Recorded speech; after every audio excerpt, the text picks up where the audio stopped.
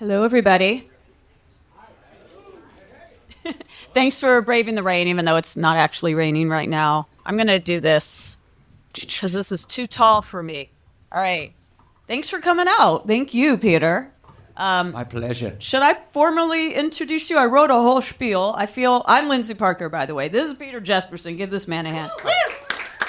This record wouldn't be out. We wouldn't all be here. I actually think music in general might be very different without you and without your involvement with the band. We're all here to celebrate. But I wrote a whole spiel. I've known this guy for, we worked together. Yep. Starting in 1992. I was 10 years old at the time. Yeah. No, it wasn't 92. Oh, that's crazy. I was in awe of you then. And I also, shameless plug for myself and for you, you have a book called Euphoric Recall. And I have like a one sentence mention in it, which I was really, when you mentioned some of your favorite coworkers from back in the day, I made the list. You were probably edited out. I wrote about twice as much as ended up being in the book, so you probably... no one picked up that book to read about me, so that's totally fine. They wanted to hear about all the cool stuff you've done, including, of course, with the replacement. So I'm going to read the spiel. Does anyone want to hear the spiel I wrote? And then we're going to just start talking about this. All right, so you're probably the most passionate music fan I've ever met or worked with. I'm proud to call you a friend, former coworker, as I mentioned. I learned a lot from you.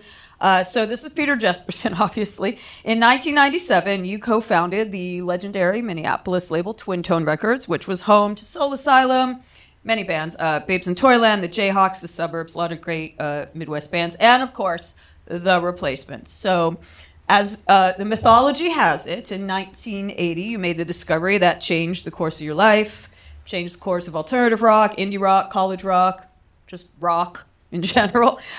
When a man named Paul Westerberg, he walked into the record store you worked at. Yep. And he handed you a demo tape.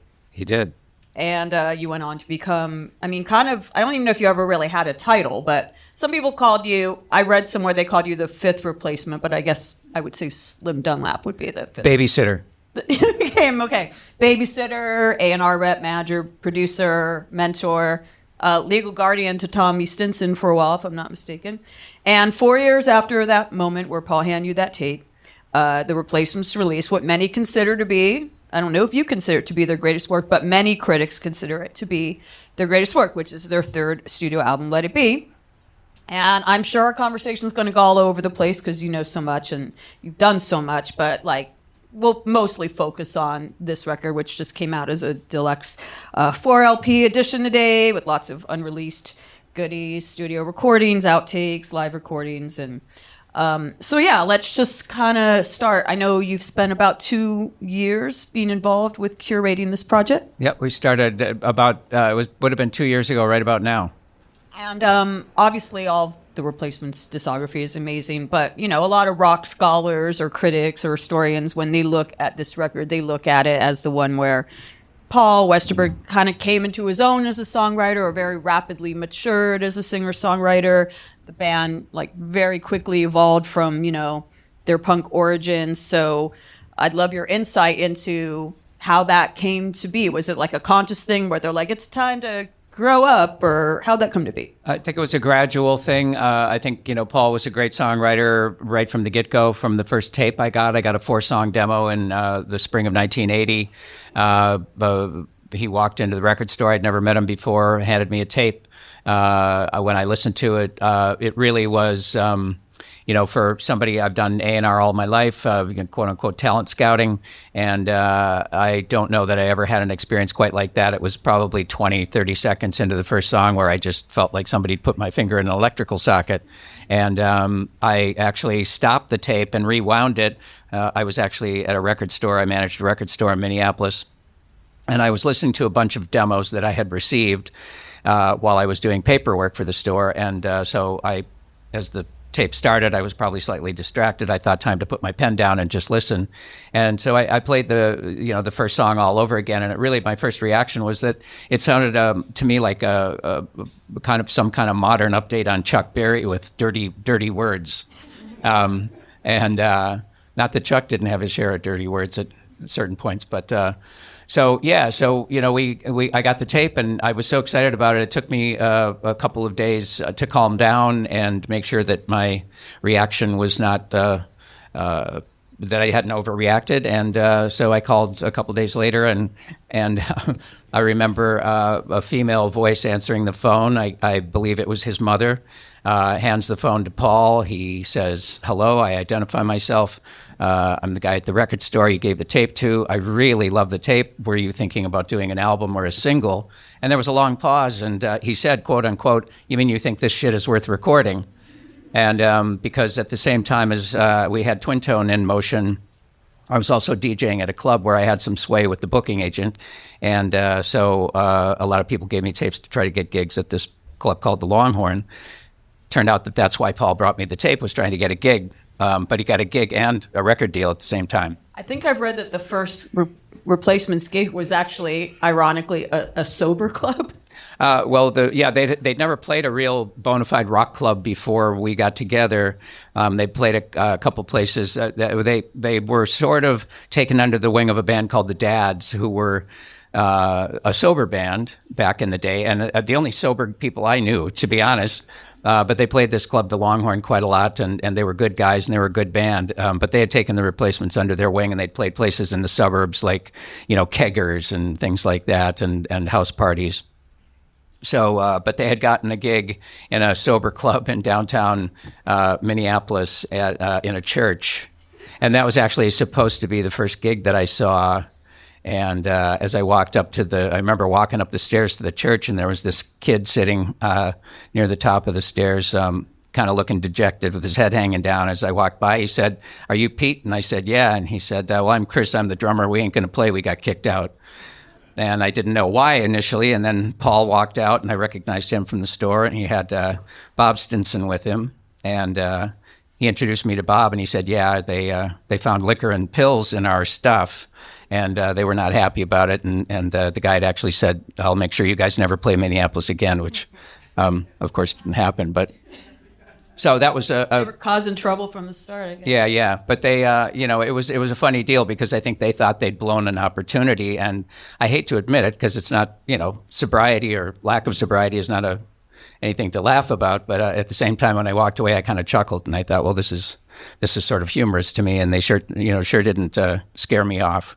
Well, I mean, I think I've read that when you obviously had such conviction about this band, like you said, within the first 20, 30 seconds of hearing that tape, but a lot of people in the scene, you were already very entrenched in the Minneapolis scene, sort of were mocking or laughing at you, like, what are you doing with this band with a 13-year-old bass player? Like, they didn't take the Replacements seriously, but you saw the potential that a lot of people think manifested itself on Let It Be, like, from the very start. It was a slow growing awareness of their talent, I think. But at the beginning, I was just so knocked out with what I heard. I thought this is certainly something to go after, and certainly something to see what we could do. I didn't really necessarily think that. I mean, actually, I'll tell you, at one point, I remember somebody giving me a hard time about how much I was blabbing about them. And I said, you hang on for a second. Someday people are going to be writing books about these guys. And it was probably, inflated hyperbole in my part at the time. But at the same time, I think deep down I had an inkling. It's very cool. Obviously, how many books have there been about the Replacements? Not counting yours, which is about them and other things. 3 or 4, kind of main ones. It's pretty cool. So we get to Let It Be, which, like I said, is sort of a whole new level for the band. And at that time, it overlapped with you were road managing for REM. Right. Well, before we went into the studio to start Let It Be, I had gotten an offer to do some road managing work for REM in between replacement states. And, REM had been playing Minneapolis for a couple of years by then, and they really took the town by storm. I mean, we had, at our record store, we probably went through, I'd say, 400 or 500 of those Hiptone singles, the Radio Free Europe record, before they even signed to IRS. So first time they came to Minneapolis, they had almost 100 people, and they didn't have that many people in a lot of the towns they were going to. So they connected it with the record store, being a large part of the reason there were so many people there. And then we got to be friendly, and, Peter and I are very similar people, and he ended up crashing on my couch many times and staying up till the sun came up listening to records because that's what we love to do. So he offered me this temporary road manager position, and I thought, well, this would be great to do, but I can't do it unless the replacements are cool with it because they're my priority, obviously. And so we had a meeting, and I explained the situation, and they all said, "Hey, this is cool. Go ahead and do it." I had kind of explained it as, it might be something that would. They were a few rungs up the ladder from what the replacements were doing, so maybe it would be an opportunity for me to kind of learn the ropes, and meet people that were in, higher positions. And so I presented to the band that way, and they said, "Yeah, we can do it." We had 2 roadies that could take care of the band when I wasn't there. On the road dates, and I still kept up with all the other management stuff and the, advance bookings for, tours down the road and stuff. And then they kind of changed their tune, or Paul did. The other guys didn't really, but it was Paul who I think, looking back on it, I think it was he wanted to be number one, and it hurt his feelings that I was paying attention to somebody else, I think, to some degree. So anyway, that made it a little tough there for a bit, but what happened was the songs, as you're saying, had started to advance at such a rapid rate, and I recognized it, and I thought, Paul's having some kind of a breakthrough. This is, he's gone up several levels here very quickly, and I think he recognized that I recognized it, and so that brought us back together, I think, and we were probably closer during the making of Let It Be than we had been even before. And then Peter Buck was involved in this record. I don't know if it was an urban legend that he was at one point tapped to produce it. He didn't produce it, but he was involved. He did play guitar on He there. did. He was never really on the bubble to produce, and we hadn't really talked about somebody from the outside coming in necessarily. And he, I don't even know if he was really thinking he was going to produce. He just wanted to come and hang out for the recording session. So that's why we put a guitar in his hand when Bob Stinson was having a little bit of trouble playing the right kind of solo. Bob himself even didn't feel like he was nailing the right kind of solo. So it wasn't like Westerberg said, "Hey, you're out, Peter's in," kind of thing. It was like Bob stepped aside and said, "Yeah, go ahead, let him try it." Peter did the solo, and it was the right thing. And the rest was history. I actually have kind of a lightning round of songs I specifically want to ask about. Please feel free to volunteer any other songs you want to talk about. But obviously I wanted to ask about I Will Dare, and you talked about the fact that that Bob ended up not doing the solo and Peter did. But I've read that this was the song where, because Paul had that song I Will Dare for a while. It was supposed to maybe be on Hootenanny, and he had called you and been like, I've had a breakthrough. I've written the best song of my life. Or right. What was that all about? Yeah, he called up as we had just finished Hootenanny and sent off the audio to the pressing plant and the package to the printer. And a couple days later, he called and said, "I've just written the best song I've ever written, and we need to, pull the record back and add it." And I just said, we couldn't do that. We'd have to, it would cost a fortune to, kill the project, and it would delay it, and we'd be. It would slow the whole project down. So he was not happy about it, but he understood, I think, deep down, and so we held it from the record. But it was, I think, the first thing we recorded when we started the recording of Let It Be. And I'd been out on the road with REM. Literally flew in from a gig at Six Flags in Georgia on a Friday night, took a red eye home, got a couple hours of sleep, and then jumped in the van and picked up the band and drove to the recording studio. So, and then Peter flew in a couple days later. In fact, I brought a couple of his guitars with me, which was also, to add to my luggage. I'm trying to manage all this other stuff, and I thought, oh man, I've got the Rickenbackers with me here, and I didn't want to see somebody, steal them or whatever. But anyway, so we started recording, and I Will Dare, came real fast because they had been doing it for close to a year by that time. And one of the interesting stories about it, I don't think we've talked about this too much in the other interviews we've done about this, but at one point, after Peter had done the guitar solo, Westerberg just said, God, it would sound kind of cool if there was a mandolin on this. And but he didn't seem real serious, but I kind of filed it away in the back of my head. And then my brother, older brother, was in a bluegrass band, and so he had a mandolin player. I called him up and I said, "Any chance I can rent your mandolin?" And the Replacements didn't have the reputation they do now. or did then. Said yes. Either good or for breaking things. But anyway, he trusted me with the thing. I gave him $10 to rent the mandolin from him. And the next day, Paul and I were going to the studio, and I went to pick him up, and he looked in the back seat and saw this little case, and he said, "What's that?" And I said, "Well, it's a surprise for you." And he opened it up as we were driving and pulled it out, and he was sitting in the riding shotgun, picking up the mandolin, and I don't know if he'd ever played one before. So it was really cool, and he figured that part out real soon and real fast, and so that's how the mandolin ended up on there. That's so cool. So yeah, good thing that the person said yes when you asked to rent it. That's right. So I said that Paul called you and said, "I've written my best song yet."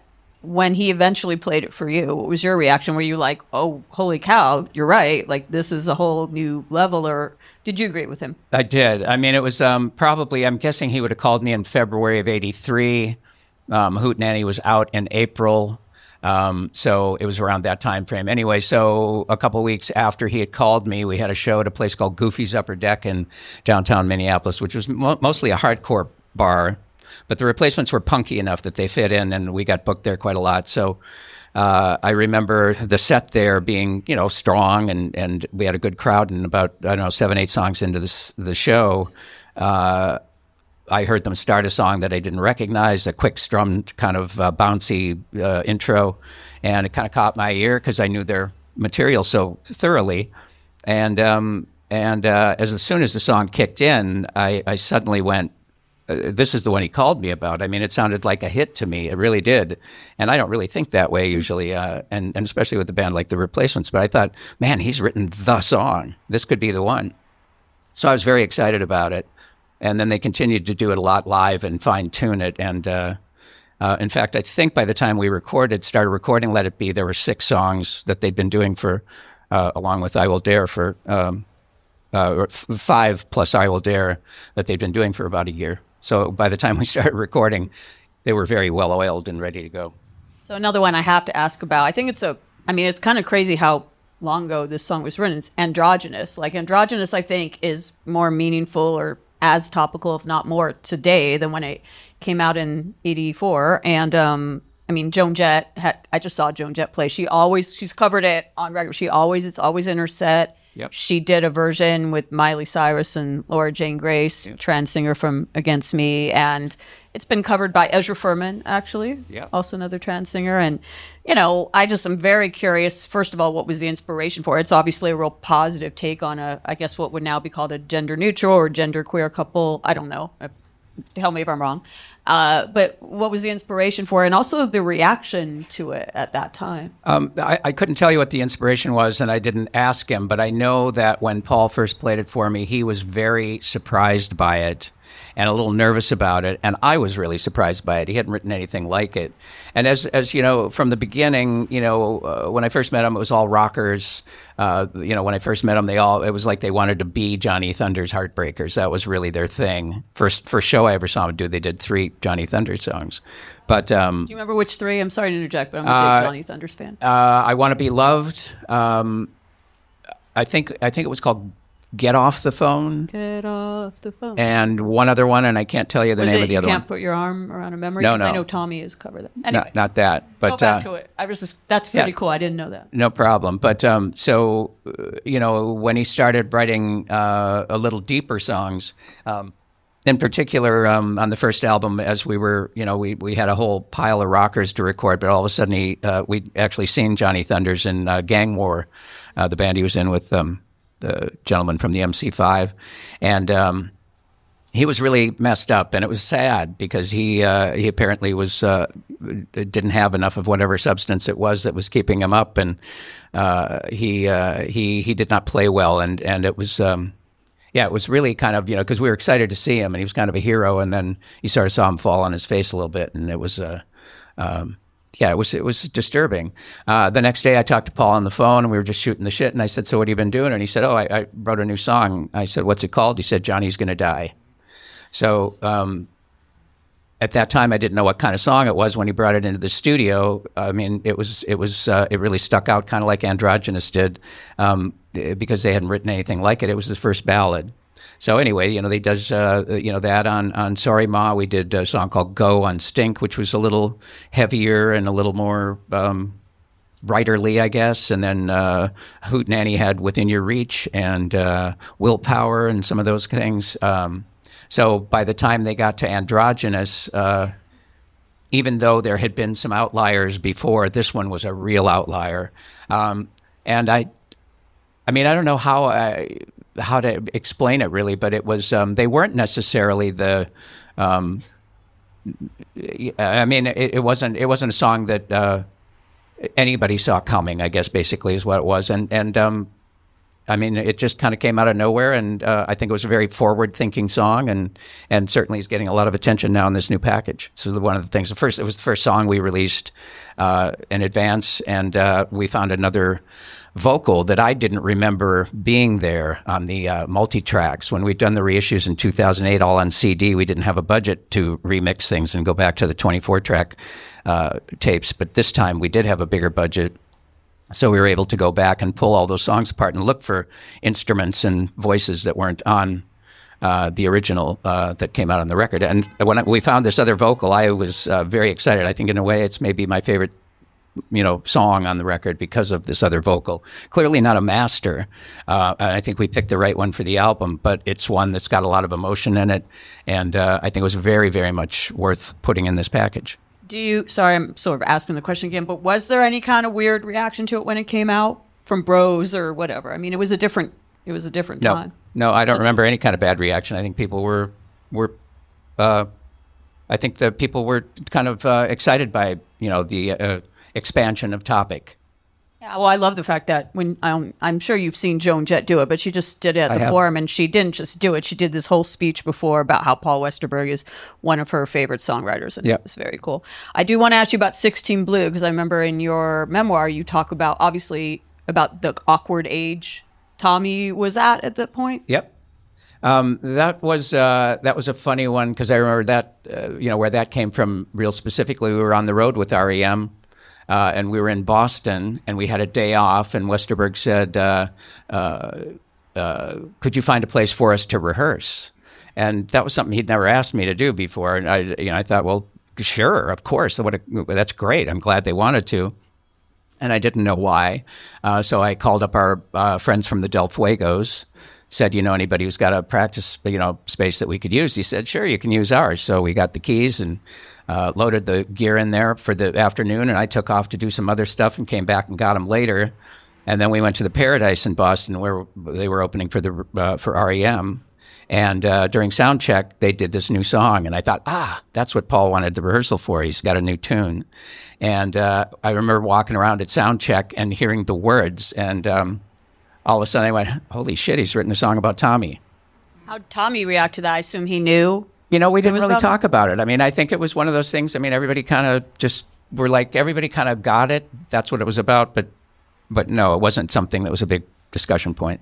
And then I don't know, forgive me if I don't know if this is on the box set, but I know a B-side from that era was Hey Good Lookin'. Is that on this box set? Hey Good Lookin' was, there was a live version on the flip of I Will Dare, the 12-inch. We had two songs on the flip, 20th Century Boy by T-Rex, and then the Hank Williams song. And yes, it is on this. Okay, cool. Because there's a whole story that was an Alex Chilton connection, which obviously later they had a song called Alex Chilton. But there's a really funny story about, there's like a big start Easter egg on the original B-side of right. that. Yeah. Well, that was funny because we had been in Madison, Wisconsin. There was a club there called Merlin's, second floor room run by a husband and wife team who were really, really good people, and they loved the Replacements from the second. First time we went there was opening for Husker Du, and these two people. I should remember their names. It's not coming to me right now. But anyway, they took a shine to the Replacements and booked them a lot. So we went back and forth to Madison plenty. It was about a 5-hour drive from Minneapolis. And I think I've sort of, only half jokingly referred to it as the Replacements Hamburg. I mean, that's really where Madison was where they cut their teeth, because they were playing for people that didn't watch them, go through all their growing pains. And great club, great PA. And so somebody, I guess maybe one of our roadies, had thrown a tape in that had been a mixtape we had in the van in to record the show. And and Hey Good Lookin', I think, was the last song they did. Maybe it was an encore. And so when we were, and at the show, I mean, Bob's solo is just so ridiculous. It sounds like he's playing the wrong song. But we thought it was really funny. And so on the way home in the van, I mean, this is another crazy thing. We used to go to Madison, play a show. We didn't have money for hotels or anything, so we'd drive back afterwards, you know, leave Madison at 2 a.m. I'd be dropping them off when the sun came up. But anyway, as we're driving back, Westerberg, I think, was riding shotgun, and he kept playing the version of Hey Good Lookin', playing the solo, and then rewinding it, and playing the solo again, and rewinding it, and playing it again. And there was like this wrestling match in the van with Bob trying to get to the tape deck because he was going to chuck it out the window. So it was like hog pile on Bob, keep him away from that tape, and the tape made it home, fortunately. And so when we decided to put it on the B side of this 12-inch, Steve Felstead, the engineer, and I were transferring it from the cassette to a quarter-inch reel, and right when the Hey Good Lookin' live had ended, the mixtape that was on it previously popped out, and it was almost like it was meant to be. There was the beginning of track 1, side 1 of the first Big Star album. It's the song "Feel." So you hear this dun dun dun dun dun dun dun dun dun dun, dun. And I thought, that's so cool. Let's just put on a few seconds of it and fade it out. And it'll be, like you say, a little Easter egg because Big Star everybody knows about Big Star now, but at the time they were not known at all. So it was our little tip of the hat. And interestingly enough, the next year, meeting Alex Chilton, he said that was the first thing he ever heard by them. He'd been driving from Memphis to New York and stopped at a friend's house in Baltimore to spend the night before he went up to the city.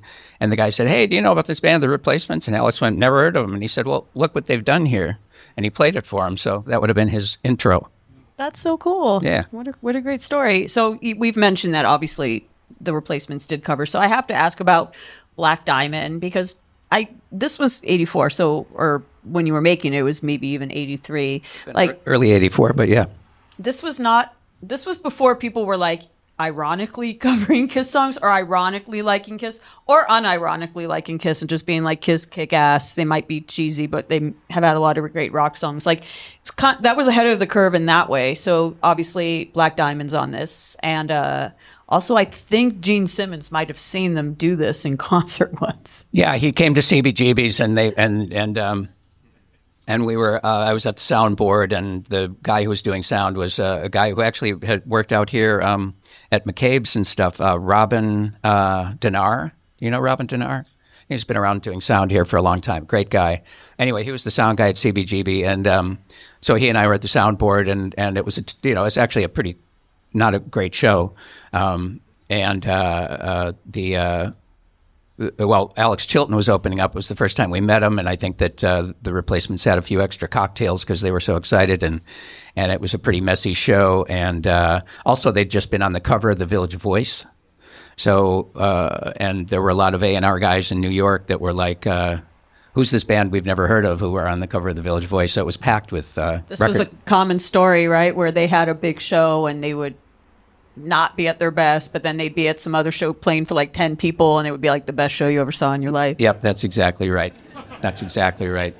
But anyway, so while they were playing, Robin kind of nudged me and he said, there's a guy standing, the club was packed. I mean, it was wall to wall. And there was a tall guy standing sort of to our right. And he said, "You know who that is?" And I said, "No." And he said, "Gene Simmons." And of course, I wouldn't. This would have been the year that Kiss Makeup came off. It came off in 83 on an MTV press conference, if you remember that. So, I wouldn't have recognized him with his makeup on.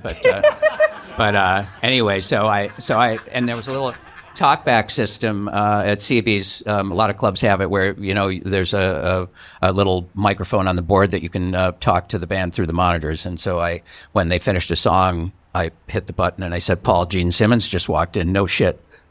And without missing a beat, they crashed into a really terrible version of Black Diamond. Which is not a Gene Simmons penned Kiss song, if I'm not mistaken. I believe that's a Paul Stanley song. Do you think that maybe they should have done, a Gene song? Well, I don't think they knew very many, but anyway, he turned and left very quickly. He left? He left, yeah. Oh, man. But you're right about it. I mean, the non-ironic part of it, because they also did Rock and Roll All Night, and I remember seeing them do that at another club in New York where there were, it was a big crowd, and they didn't know whether if the Replacements were making fun of it or whatever, but they just did such a great version of it that, it didn't really matter. It was a great rock and roll song. Yeah, I think now there are lots of people, particularly in a YouTube era or whatever, people cover stuff all the time. And I also think now, as cheesy or sometimes problematic as Kiss can be, I don't think most people have any problem saying Kiss are great or were great or I love Kiss. But back then,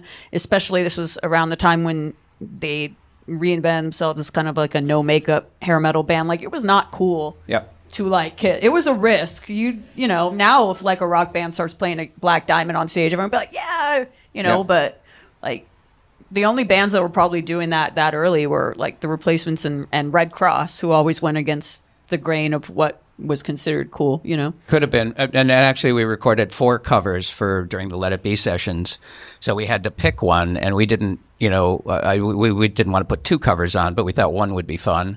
And, I think that the band was kind of leaning towards the T-Rex song because they did a great version of 20th Century Boy. What were the other 2, by the way? Grassroots, Temptation Eyes, and Heartbeat, It's a Love Beat by the DeFranco family. Which is something Red Cross would do. I mean, whatever. Like, it was before, like, maybe being into the 70s kitsch thing was, like, that was more of a 90s when that kind of came back. Yep. But when we were kind of deciding, what of all the tracks we recorded, what's going on the album, what order is it going to be, and all that stuff, I'm a good sequencer, so I was kind of trying to put it together, and I had the T-Rex song Tempt in there, and then I started thinking, I thought, this is kind of obvious, to put a T-Rex cover on here. So I said, when we had a little band chat about what songs, various members liked and what they didn't like. And I said, I think it'd be cooler to put on the Kiss song because it would be so unexpected. And so we ended up changing, to that one. And I think it worked out really good, and put it at the end of side 1. And it was kind of in a good position for the record, I thought. Are all 4 covers on this deluxe edition? They are. Very cool. I would like to hear that Heartbeat, It's a Love Beat. I don't think I've ever heard that. It's really good. So last song that I wanted to ask about on this record is, I have to ask about Unsatisfied, which is like, considered to be one of their greatest songs. Because you mentioning how Bob Stinson didn't do the solo on I Will Dare, but it was a complete opposite story with his guitar playing on this song. He did a great guitar solo on this one. And it was, that was a studio concoction, really. I think Paul had written it, brought it to the band, taught it to him, and they recorded it right away.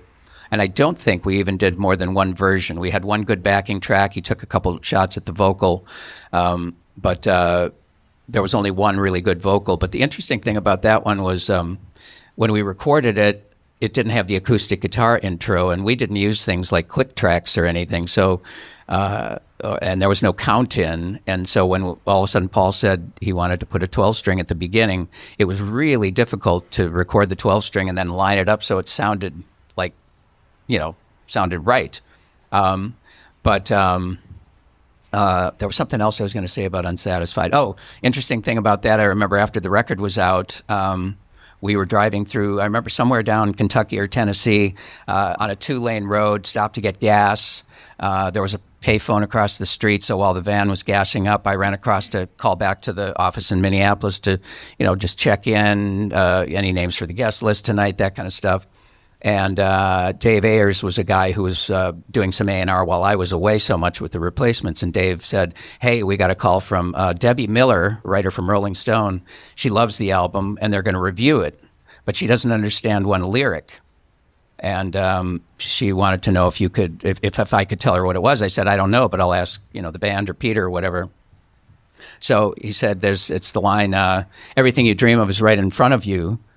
But she couldn't figure out what he said right after that. So I'm standing there in the payphone booth, and I'm looking across the street, and there's, the van getting gassed up, and there's Westerberg standing a couple feet from the van, smoking, of course, which is like good idea while in front of the gas pumps. But anyway, so I shout across the street. I said, hey, Paul, Rolling Stone's reviewing the album, and they don't understand this lyric. Everything you dream of is right in front of you. What do you say after that? And he shouts, liberty is a lie, from across the highway. And I didn't know what that line was either. And I thought, that's a fucking great line. So I read it into the phone, and Debbie Miller put it in her review.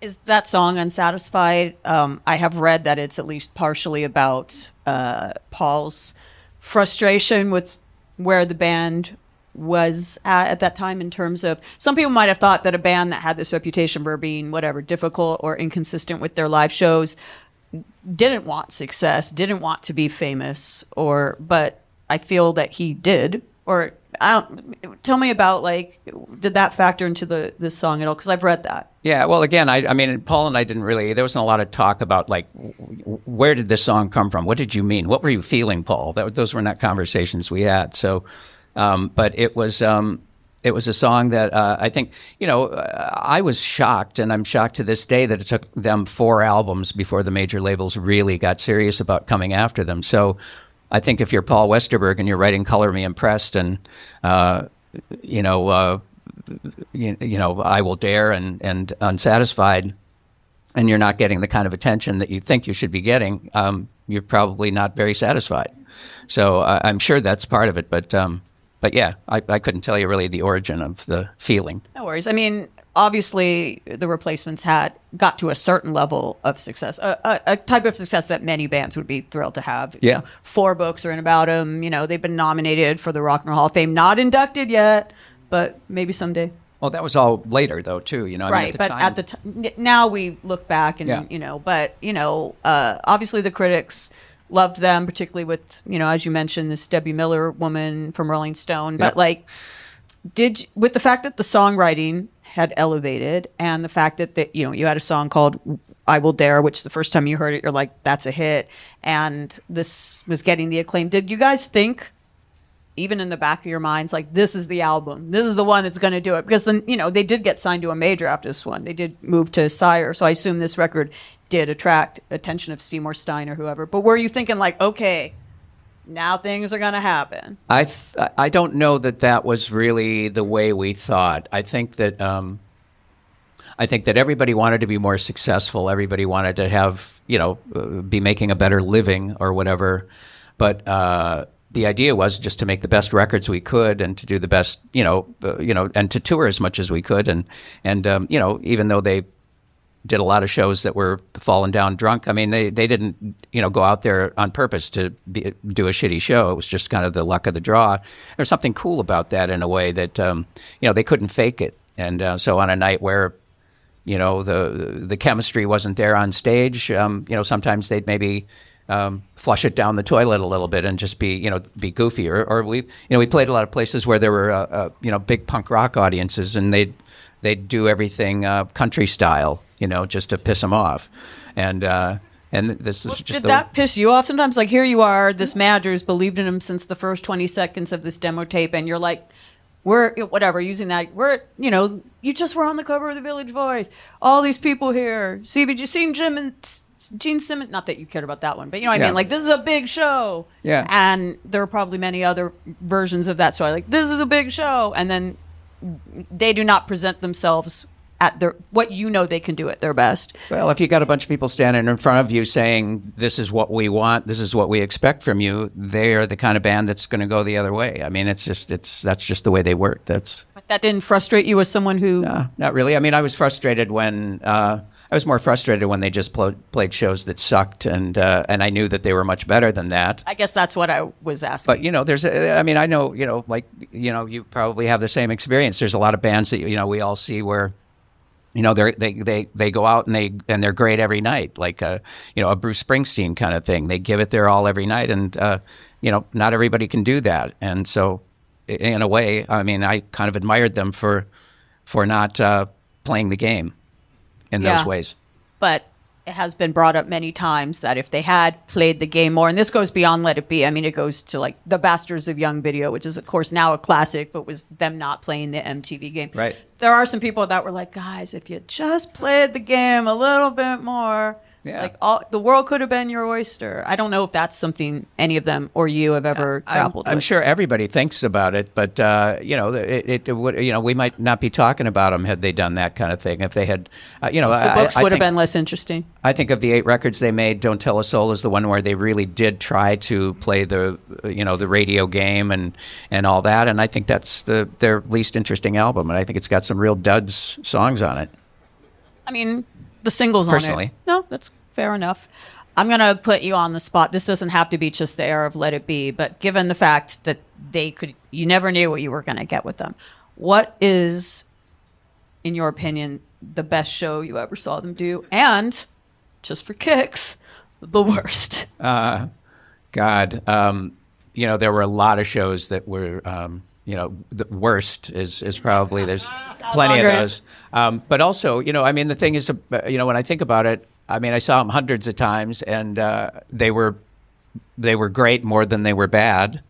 I know, like a musician, I know Joe Henry, who, when I met him, he said he was a big Replacements fan, and he saw them 8 or 10 times and never saw them do a good show. And I thought, well, that's too bad. I'm sorry about that, but I'm glad you like the records, You gave them a lot of chances. But I guess I remember after the CB show where Gene Simmons turned up, the reason we had to play CB's was because we'd been booked in a bigger room about a week and a half later called Irving Plaza, and that was a big deal at the time. And we'd done CB's a lot and did really well there. CB's was booked first, and so when we got the Irving Plaza gig, Irving Plaza said, well, there's a no compete. So you can't do this show. And I said, well, what if we do the show, under a fake name? And they said that'd be okay. So the Replacements actually played as Gary and the Boners, which wasn't really all that much of a secret. People figured it out, I see. And oddly enough, Alex Chilton, who was just coming out of retirement, said, well, if they're going to play under a fake name, I am too. So he played as the Deteriorating Situations.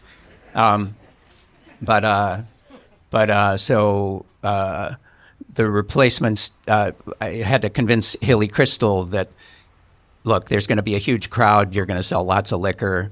Can we do this under a fake name? And he and I got along really well. He'd never liked the Replacements, but for some reason he and I always had a good relationship. And he said, Peter, I'll do this for you. So we ended up a week and a half later going to Irving Plaza. And it was like they had something to prove because they knew they'd kind of done pulled a bad show a couple week and a half before. And they walked on stage and opened with Rock and Roll All Night. And Gene Simmons was not there. And they just killed it. And that was a brilliant show all the way through. So that would be one of the best. I thought the Irving Plaza shows were great. There's also a club in Trenton, New Jersey, and there's a bonus 10-inch that comes with this package, this new Let It Be package that has 6 songs from a recording in Trenton, New Jersey at a place called City Gardens. That was another one where the PA was so good, the monitors were so good, they could really hear themselves, and they played their asses off every time they were there, I think. Some drunk shows, of course, too, but...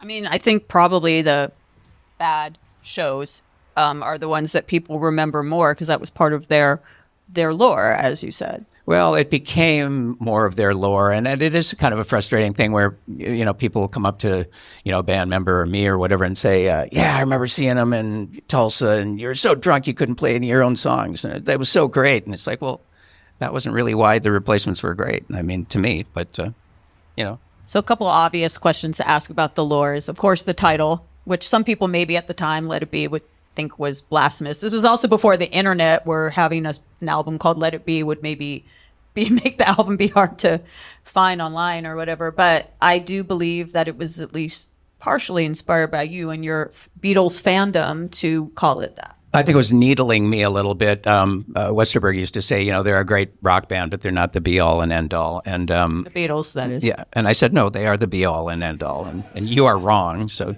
but I think what happened was I think they probably were sitting at the CC Club, which was the bar kitty corner from our record store where we all hung out all the time. And I think for some reason, all of the previous records had about 20 titles before we decided on what the final one was. But this one didn't. I don't remember any titles floating around. And so Paul was it's time to get a title. And he's sitting at the table with a couple of the band members. And he said, okay, the next song that comes on the jukebox is going to be the album title. And there it was, the Beatles' Let It Be. Let It Be. Yep. Very cool. What was the next song that played? Yeah, good question. Because I'd be, if it had skipped, who knows what we would be talking. The other thing that I think was when we started making the next record, the first for Sire, right up until the last minute, it was going to be called Let It Bleed, and I thought that would have just been the coolest thing to have Let It Be and followed up with Let It Bleed. And then he just at the last minute he said, no, I'm going to call the album Tim, and I was like, why? And he said, it's such a nice name. And I was like, oh man, I mean, I think know that's a we're- missed opportunity. I think that would agree. have. I know we're here been talking a- about Let It Be, but I always assumed there was a real life Tim, like it was dedicated to someone. There was a couple of Tims around at that time. Probably a guy named Tim Carr, who was a booker at the Walker Arts Center in Minneapolis and a friend of the band and lived in the apartment building I lived in, so they knew him as well. I always thought it could have been Tim, but I don't know. I don't ask Paul those kind of questions. And of course, I have to ask about the famous cover photo. I know you weren't there at the shoot, but it's a really iconic photo on the Stinson family roof. And I think there were maybe some other options for alternate photos, but that was the one that made the cut. Yeah, there's one on the posters that they have here. This was another Corrigan picture. This was really going to be the album cover for a long time. Not for a long time, but towards, as we were putting the package together. But I don't know. It was something about this this picture. I wasn't. I think I was working at the record store that day that they took the pictures, just a couple blocks really from where that house is. And Dan Corrigan, we had done 2 photo shoots, one with Greg Helgeson, who did a lot of the early pictures, and then Dan Corrigan was a brand new photographer at that time, and one of the guys that we worked with at Twin Tone had said, you should maybe take some pictures at their practice space because that's where they really became a band, and so Corrigan was shooting them there, and then he said, well, let's go outside. And then all of a sudden I don't even remember who brought it. I think it was his idea. And they got up on the roof, crawled through. That's their older sister Lonnie's bedroom window there, and her baseball trophies in the window. So they crawled out the window and got on the roof and snapped those pictures. And when we were looking at the contact sheets, this one everybody just went, wow. And I mean, I love that picture too. And I think that's one of the best replacements pictures ever. But this really caught everybody's attention. And we had a great art director for most of the replacements records. His name was Bruce Allen. And he was the lead guitar player of another twin tone band called The Suburbs. And so when he framed this and tinted it blue and came up with the kind of red-orange lettering and the sideways and the Let It Be kind of set down there over Paul's shoe, I mean, it was just, it was like, there's your fucking album cover right there. Didn't Grant from Husker Du do some graphic design for them? He did the cover of Hootenanny as under the name Fake Name Graphics. How come he didn't use his real name? I don't know, just for the heck of it. Why not? Grant was like that. Another amazing Minneapolis band.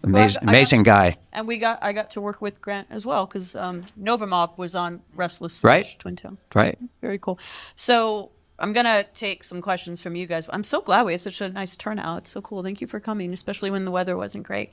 But you were saying that maybe now we all understand the replacements. That they're appreciated now. At the time when I was asking about Unsatisfied, maybe that wasn't happening and they might have, but now they've made history. I know that your tape, the 1980 demo tape, it's in the Rock and Roll Hall of Fame Museum in Cleveland, right? It is. Do you think they're ever going to get in the Hall of Fame? They got and would they care? Would they show up? I mean, they've been 2014 was their only nomination. Right, they nominated once.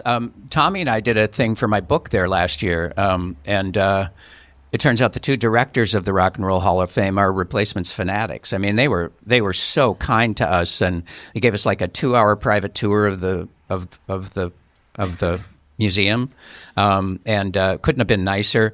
Turned out the main guy, God, I'm going to blank on his name now. John Terrible. Sykes? No. From the museum. Greg. I can't think of his last name. Anyway, sweet as could be. It turned out he used to road manage Ben Vaughn, who opened for the Replacements several times. So we were probably sharing dressing rooms. So I would have met him a whole lot, many years ago. Who would induct the Replacements besides you? Because you want to do it. I would say Matt Dillon, but yes. I was kind of Jeremy could do it. Yeah, I'll do it. I'll do it. No, you should do it. I was kind of thinking actually Billy Joe Armstrong, just because he is a name that the Hall cares about. Already an inductee, but he performed with them at Coachella. Yep. When Paul something was wrong with his back. I forget exactly what was going on. Paul was on a couch. Yeah. And Billy Joe was in the front, which I thought was very Replacements-esque. Yeah. But anyway, I know we've been doing this for a while. I have a feeling all of you guys would just love for this conversation to keep going, but I want to make sure we get to your questions. But I'm just going to lightning round because I was saying now people appreciate them on a wider scale, but they had a lot of accolades. So I'm gonna lightning round this and see what you agree. So Robert Christgau said this album, along with X's Wild Gift, represented the peak of American indie rock.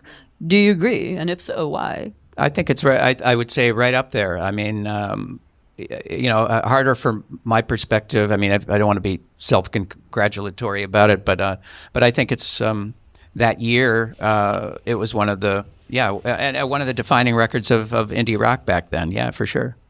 It's also been called by some critics the greatest coming of age album of all time. Any thoughts about that? Because obviously Tommy was 16, I guess, but they were all real young at the time. And yeah, 16 going on 17. But yeah, I mean, I think one of the other things about this new package I'm really excited about is the liner notes written by this woman, Elizabeth Nelson, writer from the East Coast, who I think we were just so fortunate to get. And she basically puts them in the pantheon of, like as she says in the liner notes, encourage you to read them. I mean, they're really absolutely brilliant. If she doesn't get nominated for a Grammy, I'm going to be really shocked.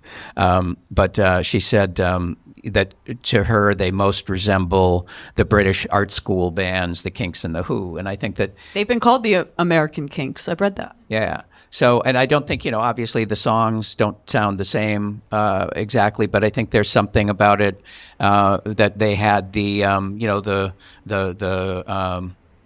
big rock and roll part of their sound, but they also had the sensitivity that was underneath it and the ballads and whatnot. So I think that was a really apt comparison, and I loved reading that. I'm so glad you mentioned Elizabeth Nelson, because that was literally my next and last question, just in terms of how they've been historically perceived, because I think this was really interesting. I'm going to quote her. So she wrote in these liner notes, "The Replacements were the ultimate rebuke to masculine punk, and Let It Be at its core is a record for girls," which I love that, because I think a lot of people think of The Replacements or Paul as being like a band for bros, like for dudes. And, I will admit it, when I've gone to see Paul or any of Tommy's project, it is more men. It's more guys. But there's a lot of girls that love The Replacements, and Paul's lyrics could be very sensitive. So I love the fact that she pointed out this was not just a band for dudes. Yep. So, I'd love your thoughts on that. Specifically. She was, we'd had Bob Merritt done the liner notes for all of the sets in this series that really began with the Maxwell's live record in 2014. And, Bob Merritt's fantastic. He wrote the book. Talk about cementing a band's legacy. It was, we have... he's up for a Grammy this year as well. Again, for Wilco, yeah. Wilco liner notes. But he wanted to take a little break from, he'd been working so much on The Replacements. I think he researched the Trouble Boys biography almost 7 years. So, and he's looking for what his next book is going to be. He's also writing a lot for the New York Times, and he wanted to take a break. And actually, when we started the project, I thought he was going to be part of it. I thought he would write some liner notes, but I thought in addition to whatever Bob came up with, I thought it would be interesting to bring in another voice. And I thought about like David Frick would be a great choice, just because I admire his writing so much and have for so many years. But then I had been reading Elizabeth's work. It kept popping up on my, inbox one way or another on Instagram or whatever. I would hear somebody raving about a review that was written, and I couldn't believe how good the writing was. And I think Bob Merritt's a little bit more of a reporter. And that's not a negative comment. Just he writes more in that style. That's where he came from. He's from the newspaper background. But Elizabeth has a thing that's there's something a little more. I don't know what the word would be. For one thing, she's just drop dead funny. But she's just writing in a different style, a little more eloquent, a little more poetic, maybe. And so I talked to Jason Jones, the guy who co-produced with me, and he looked into some of her stuff, and he really liked it too. And he said, "Yeah, let's think about asking her to do it, but we can't do it right now because we were still working out some of the business things with the band." So it was a few months went by, and I was really excited to get in touch with her. We'd done a couple interviews, and so I knew her a little bit, and I thought, I couldn't wait to invite her, and I knew she loved The Replacements. She'd probably say yes. in the meantime, while I was waiting for Rhino to give me the green light to call her, the fucking Bob Dylan team hired her to write liner notes for the 1974 Dylan band set last fall. And I thought, God damn it, they beat me to it. But anyway, so I got in touch with her in May, and I sent her an email, asked if she wanted to do it, and it was probably, 30 seconds or a minute. I got back, how many ways can I say yes in all caps? Amazing. So, and she had by that time we had a short deadline. I said, I'll need him in about 3 weeks. And if that's a deal breaker, I understand. She said, I know I want to do it and I can. And she did. And do you, in terms of her pointing out that this band, or maybe this record in particular, had appeal to female listeners, do you have any thoughts about that? That just, as a woman, obviously that stood out to me, that she pointed that out. I thought that was very cool. I mean, I thought it made sense, and I don't know that I'd really thought about it. I mean, I didn't ever really think they were a guys band necessarily. I just thought that they were a band for people who really paid attention to good songwriting and liked to have a laugh, you know. Mm-hmm. Since you mentioned Bob Dylan, and obviously there was the Timothée Chalamet movie, you ever think there's going to be a replacements biopic? Has there been talks of one that you know of? Well, there have been several. The book has been optioned a couple times. It was optioned by Josh Green, who'd done The Fault in Our Stars. And he was determined. He promised, he said, this is my next movie. He had done an X-Men movie, and he'd done a 10 episode limited series with Stephen King of The Stand. So he had made a lot of money and said he was going to do his pet project, and actually came to my house and we talked a lot about it. But it just, he couldn't get the film companies to agree with him and come up with financing. I mean, Cameron Crowe came on board as a producer. And anyway, that went away, and then the rights went back to Bob Mayer, but now they've been optioned again by Finn Wolfhard. Oh, no way. He's very cool, by the way. He has really good musical taste. Wow. Who's going to play you? Yeah, I don't even want to think about it. And We'll figure that out. Maybe there won't be a manager in the movie. I don't know. No, they cannot write you out of the story. So anyway, right now it looks like it's something that's very real.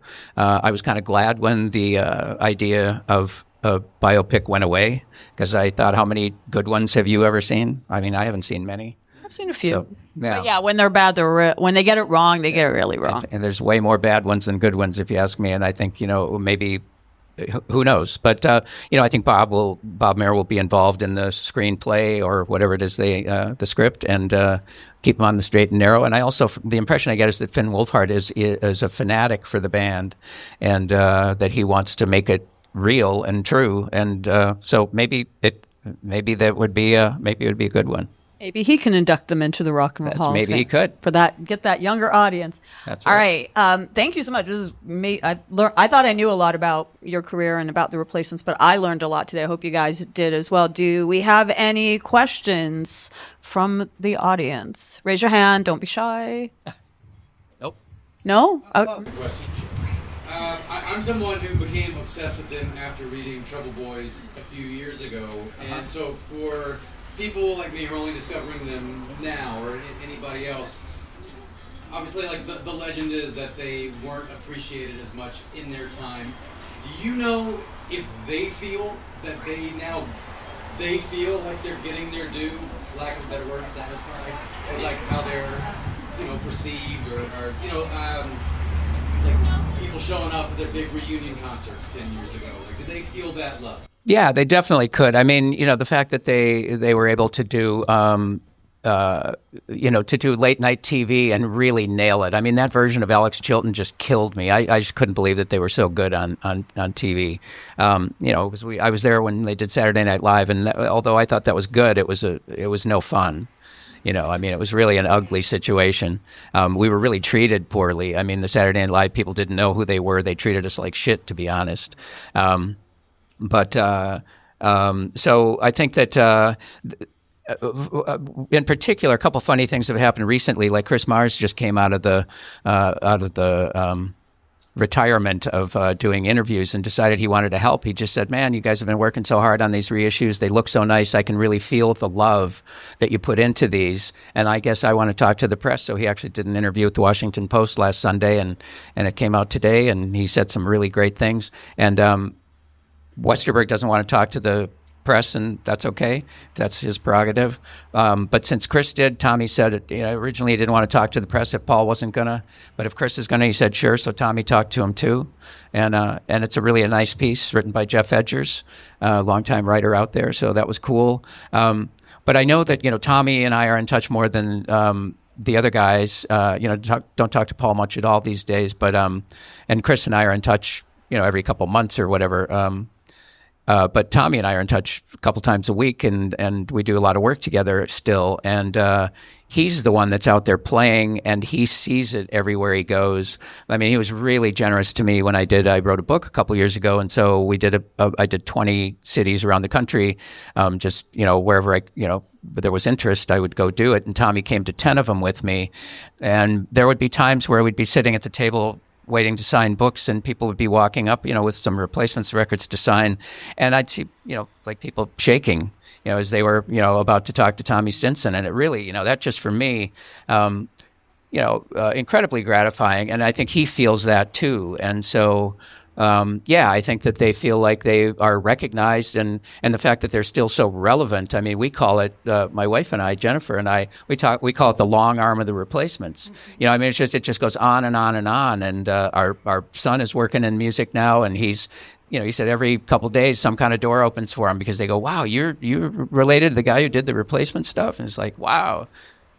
I mean, it's like, we kind of laugh about it. It's like you meet some new person and guess who their favorite band is? The Replacements. It's like, holy cow, so it's like they're more popular now than they were when they were together. But at the same time, there was we'd built up things to a point, first couple of years we didn't get out of town a whole lot. But once we really got out of town and on the road, the audiences found them, and we, it was, if you were in Wichita and you were playing for 15 people who loved it, that was great. And a lot of times, you'd be in, New York City, and you'd have, 200 people there that were kind of sitting there going like this, prove it to me.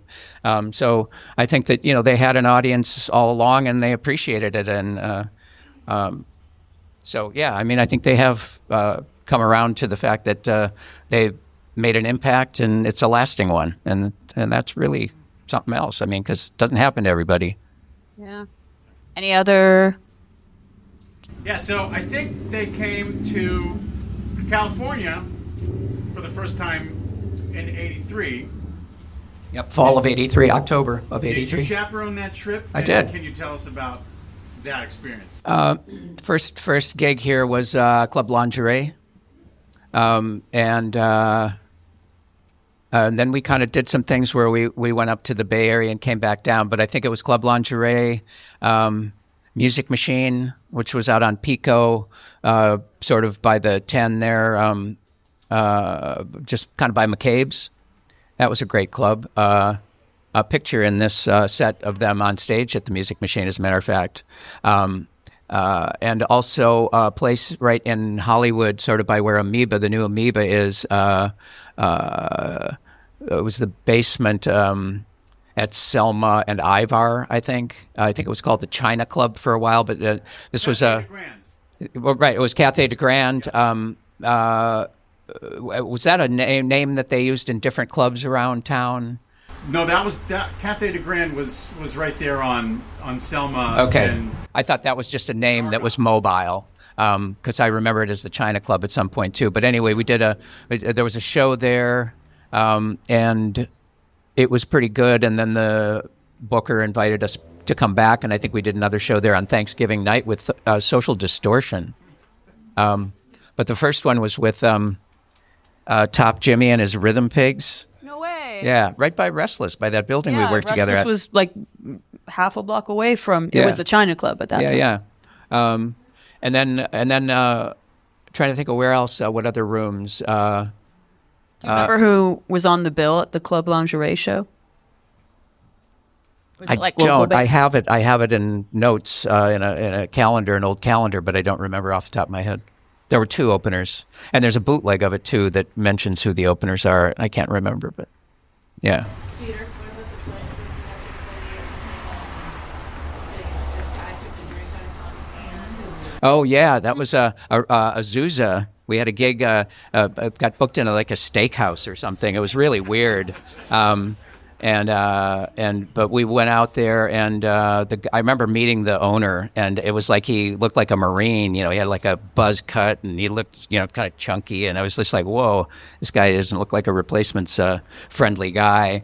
And they were aware that Tommy was underage, and they were giving me the, you know, kind of reading me the, you know, the rules or whatever. And I said, he's not drinking at that time.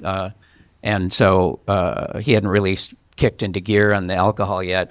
And I said, you don't need to worry about it. And so we thought, okay, well, you know, it was a fairly decent paying gig. And we thought the vibe of the place was all weird, but, you know, what the heck. And so they sound checked and everything was fine. And then this owner had sent waitresses out to spy on Tommy. And so at some point, one of the waitresses came up and grabbed the drink out of his hand and smelled it, you know, and it was like it was pop or water or whatever. And, you know, Tommy was like embarrassed. And then it happened a second time.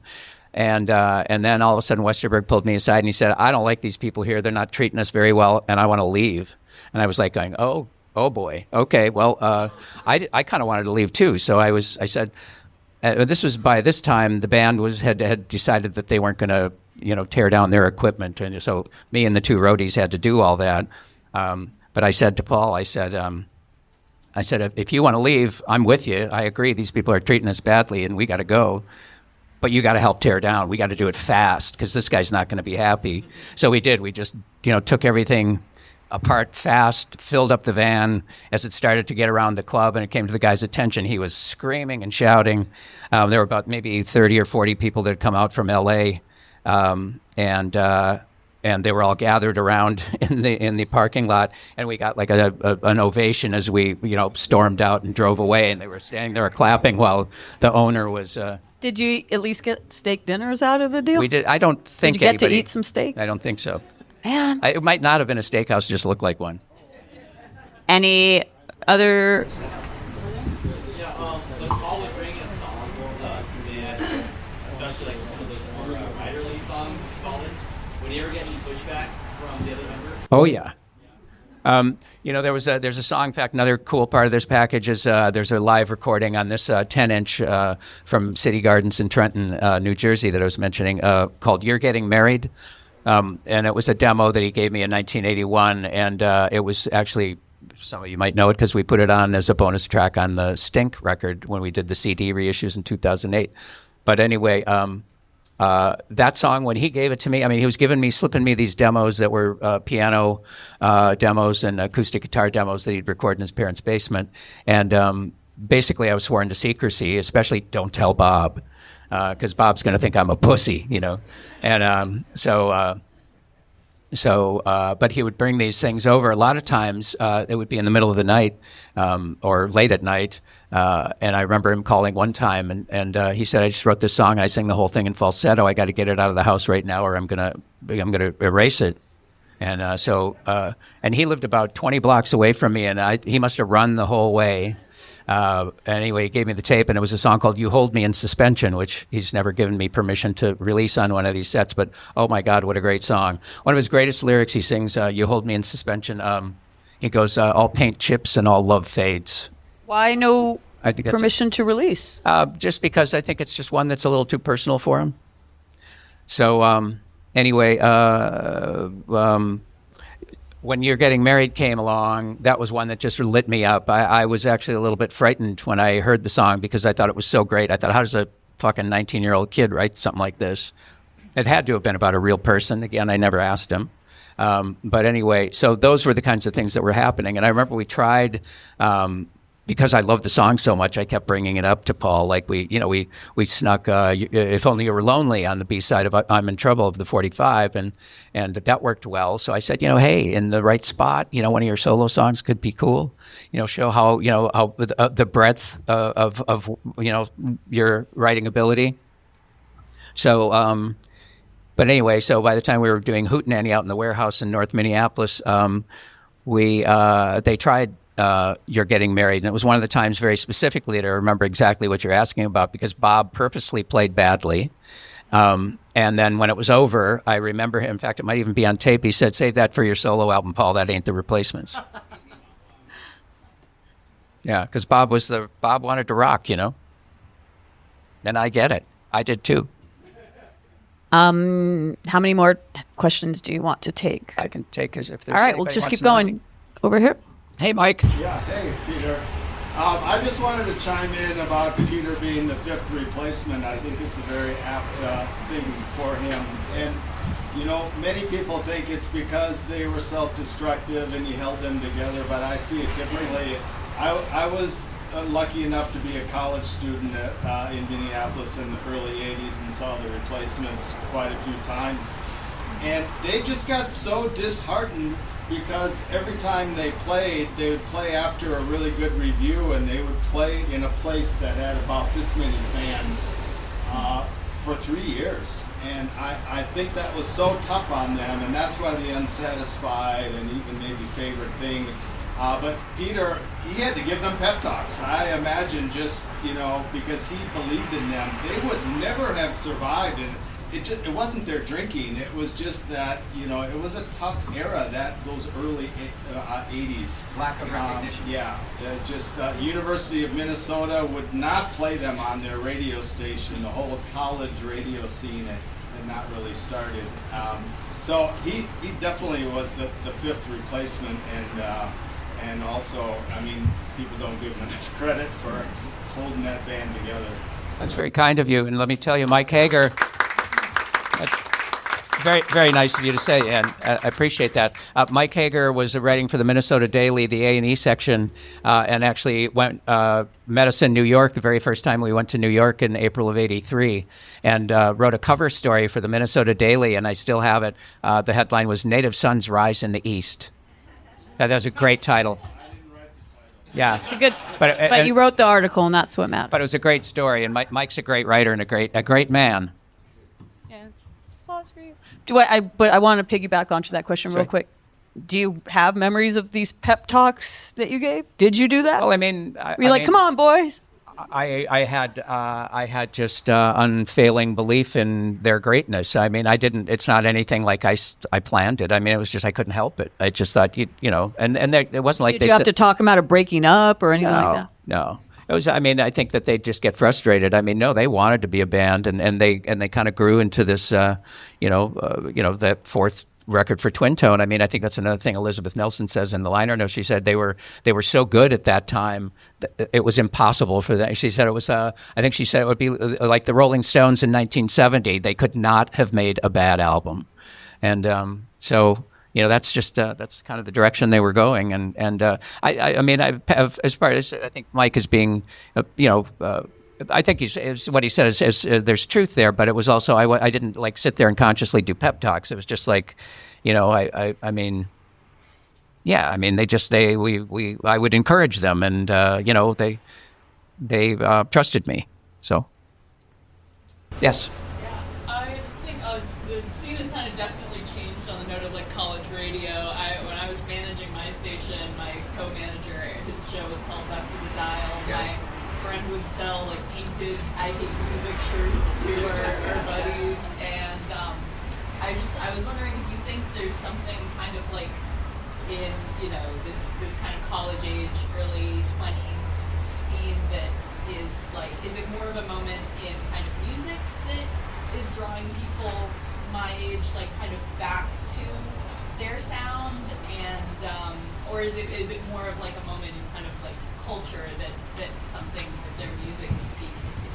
I'm not sure I can answer that. I just think that there's a a purity to what they did in a way that was, they didn't play the game. They didn't, kiss people's ass in the record labels. In fact, they did quite the opposite. And I think that's part of what gives them, makes people interested in them still. I don't know. Who knows how that happens? It's like that question, they asked John Lennon many years ago about to what do you attribute your success? And he said, well, if we knew, we'd form another group and be managers. I mean, I think it's that X factor thing. Who knows, Yeah. On those long van drives that did, would you say would be some of the more surprising artists? What's a what? Who would you say were some of the more surprising artists in the van? Well, for one thing, I did a lot of the late night driving, and Westerberg would always ride shotgun, and he was a button pusher on the radio. He loved just, as you're driving and one station fades and another one comes in, he was looking for that, the song that he knew that he wanted to hear, or the song he didn't know that he loved. So that was always really fun. What kind of stations would he gravitate? He loved top 40 radio back. There was still a top 40 back then. He liked commercial music in a lot of ways, and he was a huge Bad Company fan or whatever. That was our argument. I used to say Paul McCartney was the greatest singer of all time. He'd say no, it's Paul Rogers. But one particular memory I have that I really treasure was we'd been in D.C., and a friend of mine in D.C. had taped the new Robin Hitchcock album for us on cassette and said, this came out while you've been traveling. I put it on cassette for you. Thought you might want to listen to it. And it was I Often Dream of Trains. I don't know if you know that one, but great fucking record, and acoustic record. And so we played that. Everybody else was asleep, and I think we put it on, and we listened to the whole thing with barely talking, just the two of us. And when it was over, I remember Paul going, well, Robin's got another pop monster on his hands, because it was not a commercial record at all. So that was a favorite. But that was a great one that I remember listening to in the van. But the other thing, the sort of the normal answer to that is the two bands that we could play at any time in the van that no one would complain about were NRBQ and Big Star. So they were unanimous. Everybody loved those. And then, Bob would want to play,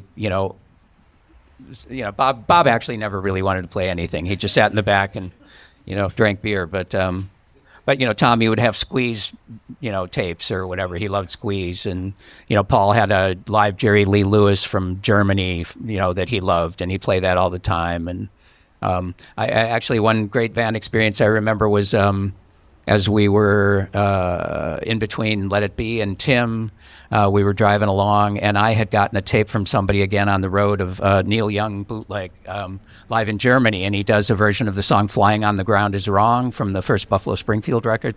And he introduced it in a kind of a funny way. He said, here's a song I wrote for the Buffalo Springfield, but they wouldn't let me sing it. I don't know why they wouldn't let me sing it. He said, here's my version, and he did it. And it's beautiful. One of my favorite songs when Richie Furay sang it on the Buffalo Springfield record, but Neil singing it was like, wow, it just hit me like a ton of bricks.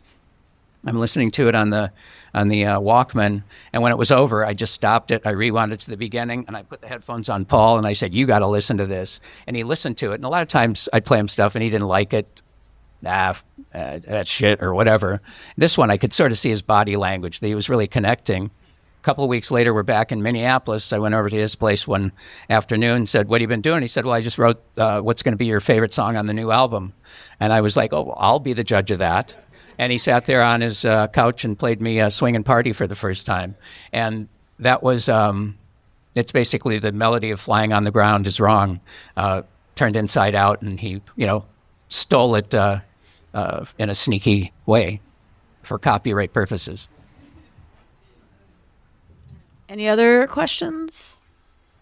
All right. I do believe we have some giveaways. Frank, I'm going to ask for your help. The lovely Frank behind the counter. So we're giving away, what are we giving away?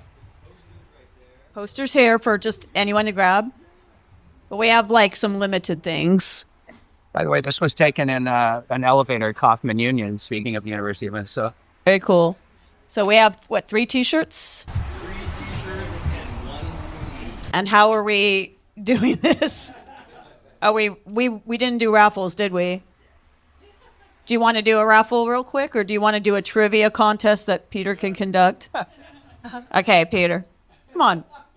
You know someone in here. We need how many? 4 questions? I don't know trivia stuff. I'm not a good person to ask that. Right. I don't want to even dare, no pun intended,